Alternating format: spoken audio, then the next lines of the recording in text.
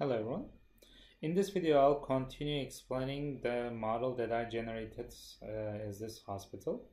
And as I mentioned, there is a flow chart right here that you can actually generate as a part of what you would like to do. And you can see that we have certain items that we enter here, such as waiting room, and this has an extension, there's bed area, there's scale area, registration area, bathroom area, and field or area. So I'm going to close this and explain you how it works. Now if I run this, now as you can see, there is entrance and exits, and I would expect the patients to come in, and this is only a part of the simulation run. This is not the entire simulation model, because you will need to have further. As you can see, I just had a patient that came in and just got here. So another patient, so patients are coming in and they get lined up and they appear here because they go through this model and they are linked to arrive here. They don't necessarily come here directly. As you can see, they queue up, they line up as they come in. So the patients start waiting. You can actually take them here to the waiting room and make them seated. I didn't get into that many details of this because it could take a while. And this is not a direct real life project, but this is how we use FlexSim. I'm just explaining how healthcare version of FlexSim works in this setting. And the patients go through this part and they get lined up. So suppose you collect real life data and you observe that their patients are waiting in the waiting room too much. Therefore, what would you need to do? You need to be able to improve the system as an industrial engineering solution to increase patient satisfaction, and reduce this by assigning patients to other rooms if needed. If this room is available, for example, you can assign these patients to these rooms and come up with a better system in the hospital. So if you go to flow chart, you will see the corresponding waiting room area. So from waiting room, the patients go to the exam table room, then they go to the bed area, then they go to the scale area, these are the pointers, and then they go to the bathroom area and then the flow area. So all these are actually done by clicking on this. So let's say I would like to be able to disconnect. I'm going to click on this first and then click on this. I would like to disconnect this from this. Then I press Control. Actually, I would like to show this. So click on this and then this. You see that these are disconnected now. Disconnect this, and disconnect that. Now, as you can see, everything is disconnected in this setting. So if you press reset, you'll see that the patient flow is not flow charted. Under flow chart, as you edit all these waiting room area, exam table area, bed area, and so on and so forth, these appear in the flow chart automatically. Now when you actually run this now, we expect the patients to be able to come in and not go directly to where they are. So I'm just going to stop this, save this, save that, stop it, and I would like to reset it, and it says patient routes have not been flow charted. Click the toolbar button labeled flow chart to define the patient routes, because that's what we need to do, obviously. So I'm just going to start running it again. The patients are, even though they're not flow charted, they go there, but that shouldn't be happening. So we would like to be able to go here, flow chart. So nothing is listed here. You can see the item objects again, and these are the ones that we added again, item arrival, item conveying. So you can again click on this and disconnect these objects. So for example, this to be disconnected from this because the pointer is towards there, and then you can actually click on that. Now if you save this and if you run this, let's see what will happen now.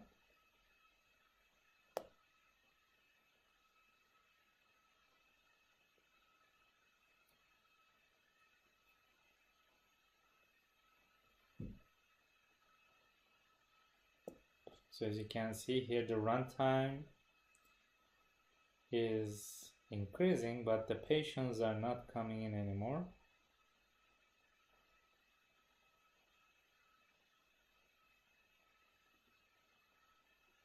So nothing is happening.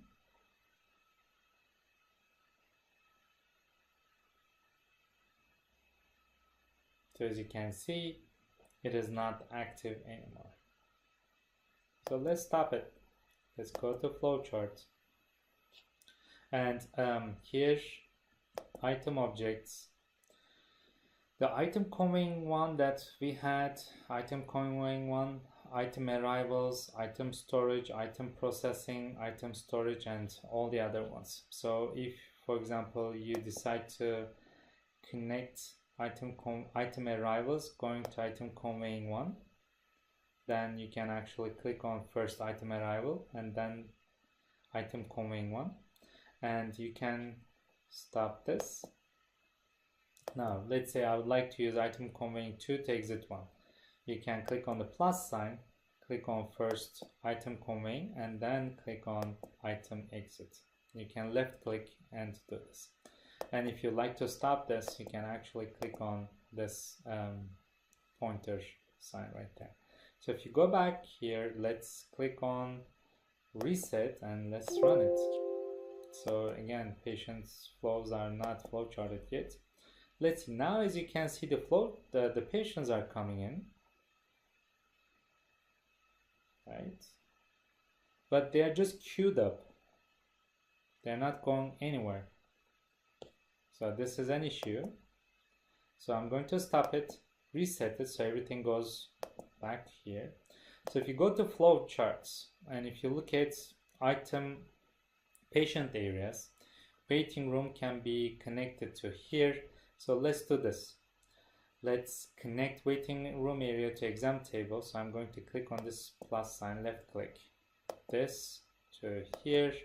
Then let's say from there they go to bed area, then they go to scale area, and then they go to bathroom area, and then they go to OR area. Let's say this is the flow of the patients for the treatment itself, and then they go directly from there to the registration area. So let's click on the pointer again. Let's close this part and let's reset it, and now let's run it.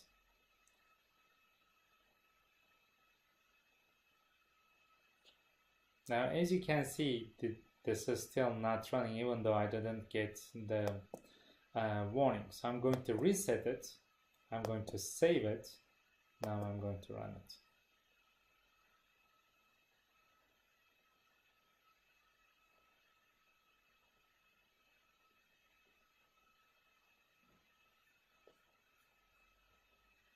Let's stop it, let's reset it again, let's save it, and let's run it.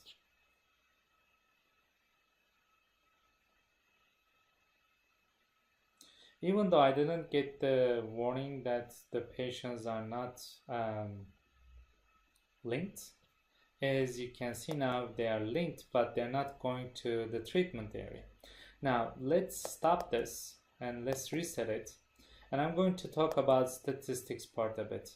Statistics part is actually helping us to see the outcome from what we have. We should be able to export and import Excel data, output raw data. For example, if you click on output raw data, you can see several patient history related information, activities that are being done, and so on and so forth. So you can actually output data by looking at these, all the things related to the patient history, and be able to run it accordingly. Now, sometimes what I just did could occur in the sense that if you go to flowcharts, for example, I have everything structured here, right? So you may not have all the items being processed in the way that you like them to be. And the when I run this, let's say I would like to run this again, and as you can see, the patients are not necessarily going to the areas that they are assigned to. So this means there is an issue with the flowchart that I have here, right? And therefore you may want to restructure your flowchart based on what you're dealing with. Therefore you need to play around here.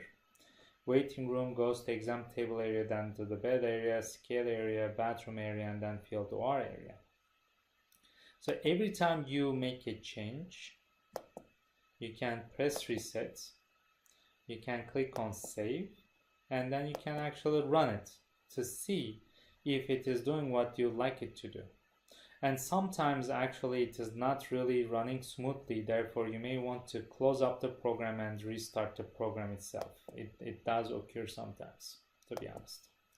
Now I'm going to reset it and show you actually something that we have here, and it's the arrivals. Now as you can see, I double click here, it is the item conveying part. So the items are actual people in this setting, that's how it is structured. And they are arriving by following exponential distribution, which is a statistical distribution. Obviously you may not have that much statistics knowledge, and it respects this distribution right here. And you can choose a statistical distribution, you can make it based on a condition, and there's a lot of different based on percentage. There's a lot of options here that you can enter to be able to simulate or rule the entrance of the patients to the environment. So that's something that we can actually structure, and this depends on the data that you collect. For example, if there are 10 patients coming per day, about 10 patients, you can make it a fixed number, a constant, and enter 10 here.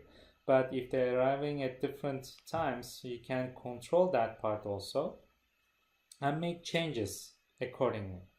So this is something, this is the detail that I'm not really going to get into in this setting, because there are way more details that are covered in the simulation course that I'm teaching in the industrial engineering program. So there are more details, like I said, that I cannot really mention. However, I'm encouraging you to be able to connect all these components. For example, if you enter this waiting room, you will be able to see that under the flow chart right here, the waiting room area, just like here. And if you enter an exam table area, you'll see that bed area and so on and so forth. All these will be entered here. And if you decide to disconnect things, as I mentioned, you can actually disconnect them just like here, just like that. And if you like to be able to see the corresponding changes, you can close it up, reset it, save it, and run it. So if there's nothing changing, then you can actually make further changes in the flow chart as well as the model to be able to come up with a solution for what you're looking for. So today I explain how we use healthcare FlexSim to be able to come up with such a model. And this is the final version I have, but as you can see, the flow of the patients need to be worked out in depth. It is not final version, but it is the version that I have up to the point where I have everything collected to be able to come up with the physical structure of the data, of the location or the place that I would like to structure. So there might be a small assignment that I'll have for you to be able to complete such hospital room or a hospital setting where the patients are coming in, and you get to see different aspects, or you get to place them in a waiting room and then they go to the treatment room automatically. So another thing about FlexSim that I like is actually here in this setting for especially healthcare simulation. So I'm going to rotate this view, and I'm going to actually rotate it, trying to rotate this further. I'm going to close this up. I'm trying to show actually here, yes, the face of one of the nurses or doctors actually, and that's what I'm trying to show here. I'm going to zoom out, try to get close here to this area, and then zoom in. So I'll try to get close. Yes. So as you can see here, there is a lot of details embedded in this program that I actually don't get to talk about too much, but if you focus on here and if you double click on the nurse, you can see the shirt color, pants color, the shape. You could change a lot of things here, and you can even change accessories of the nurse. You can put sunglasses, for example, or you could put different things here, which is very detailed in the sense that you may not expect to see this much detail.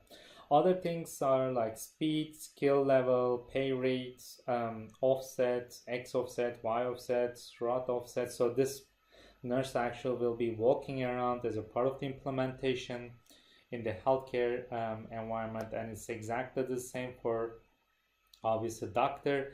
As you can see, there are details to this doctor, even with the corresponding name tag here, and you will see the name tag and other details such as surgeon cap, wound arm, wound chest, and wounded head. So the person could change depending on what you're structuring in the setting. And there further, and this is an MD, obviously you can see here MD1 as the name. You can change the name. There's a lot of details embedded in the software that you can actually manipulate or change based on what you like to do.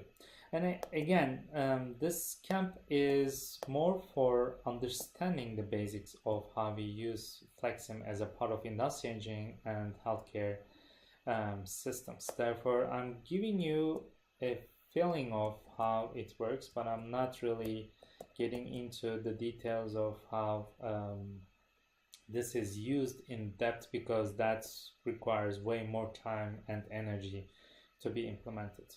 I hope you have a good understanding of how it works with FlexSim Healthcare, and I hope you'll be able to implement the assignment that I'll be assigning to you related to healthcare FlexSim implementation. Thank you.